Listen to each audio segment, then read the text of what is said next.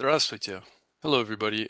Today I'm going to give a sort of intro general overview of the genitive case. So in Unit 6 of Galasa, we're introduced to the genitive case. It's on pages 205 to 216, roughly.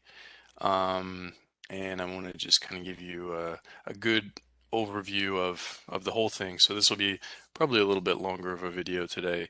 Um, and it does presume that you've read this section already. So make sure that you've done that before you watch, because I think you'll understand it much better if you do. Okay, so let's review what you've read, and just test yourself, see if you can brainstorm and pull out and recall any of these four scenarios when we use the genitive case, right? Because if you remember, the idea of a grammar case in Russian and in many languages is to basically tell you, it puts an ending, it changes the ending of words usually, and it tells you what function any given word in a sentence is playing in the sentence. So if it's nominative, it's the subject often, or if it's accusative, sometimes it's often the direct object of the verb, etc., etc., right? If it's prepositional, um, that's used usually with location. So if you're saying where, in, or at a place, and so that's what cases do, and they're used on nouns and adjectives, not verbs, not adverbs, right? Just nouns and adjectives. So in the case of genitive, this chapter, what are our four scenarios? Go ahead and hit pause and see if you can remember some or all of these. Okay, now that you've done that, these are the four functions of the genitive case, if you want to put it that way, or we can call it the four scenarios in which we use the genitive case that you read about on these pages. It is the first one are you constructions, or sorry, not you construction, u constructions. So whenever we use this preposition u, we say u plus the genitive case. So whatever comes right after the u is in the genitive. And so, for example, у моего брата есть машина. My brother has a car, right? And мой брат goes into the genitive here, so it becomes у моего брата. So whatever comes, and we learned this already, we've been using for a long time. У меня, у тебя есть, у них есть, у него есть, у вас есть. All those forms are genitive forms. We were using them without knowing that they were genitive. But, you can use pronouns there, like у меня, у тебя, but you can also use literally any adjective or noun there. So that's why here we're saying my brother has, у моего брата есть. So one important scenario is the u construction. And both number 1 and 2 are about expressing possession, having things, having or not having something. So, sorry guys, 1 second.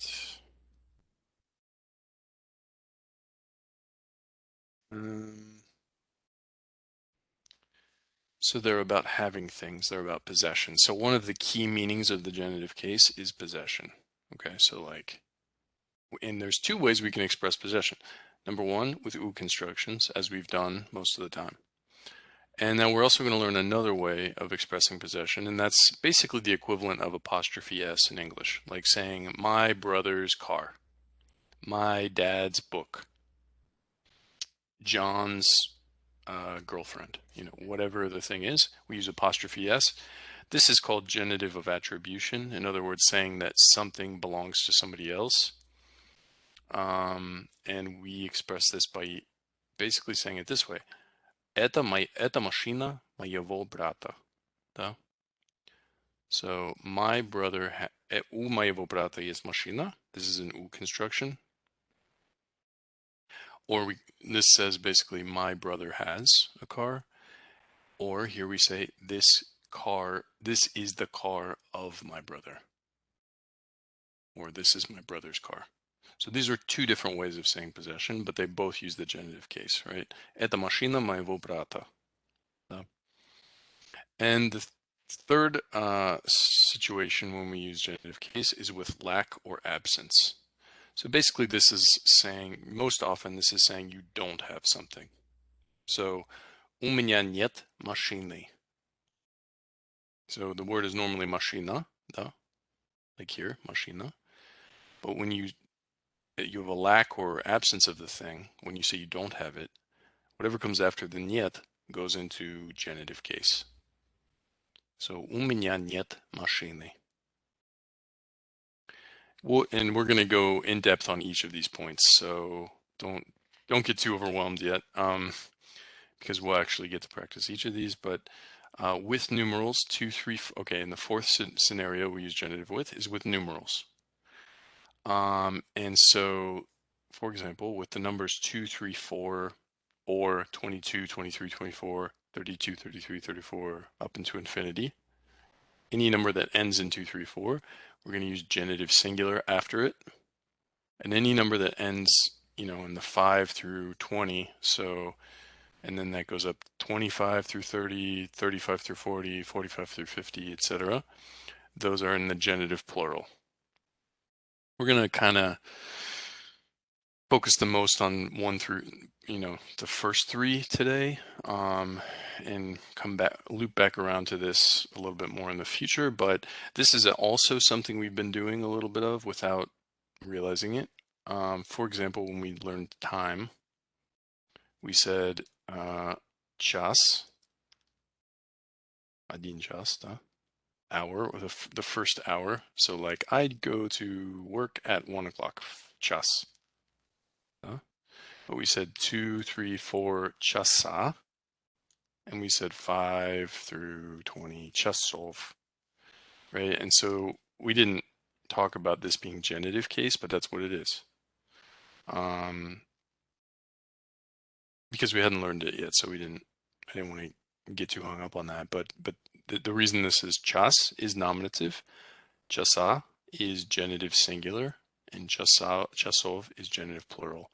And again, the rule is basically that when you use any noun or adjective and noun with a numeral, like for example, I have 2 brothers, I have 4 books, I have 27 chickens, whatever it is, you put the things in genitive singular if the numeral ends in 2, 3, 4, or you put it in genitive plural if it ends in any of these.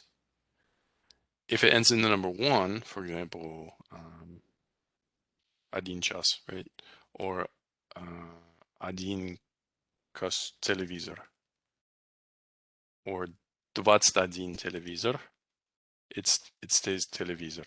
So it stays in the nominative case. But if you put it in, if you have 2, 3, 4, it's телевизора. It goes into the genitive case.